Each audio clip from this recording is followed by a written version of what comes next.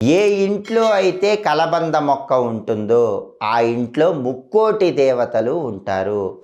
ముక్కోటి దేవతలు మీ ఇంటికి అలా నడుచుకుంటూ వచ్చి మీ ఇంట్లో స్థిరంగా నివాసం ఏర్పాటు చేసుకోవాలంటే ఖచ్చితంగా మీ ఇంట్లో కలబంద మొక్క ఉండాలి. కలబంద అంటే అలోవెరా. అలోవెరా మొక్క ఇంట్లో ఉంటే ముక్కోటి దేవతలు మీ ఇంట్లో ఉన్నట్టే.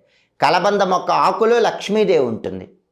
అయితే కలబంద మొక్క ఇంట్లో పెంచుకునే వాళ్ళు గుర్తుపెట్టుకోవాల్సిన ముఖ్యమైన విషయం ఏంటంటే, కలబంద మొక్క ఎట్టి పరిస్థితుల్లో ఇంట్లో ఆగ్నేయంలో పెంచకండి. ఆగ్నేయంలో కలబంద ఉండకూడదు. ఈశాన్యంలో కానీ వాయువ్యంలో కానీ కలబంద మొక్కను ఉంచుకోవాలి.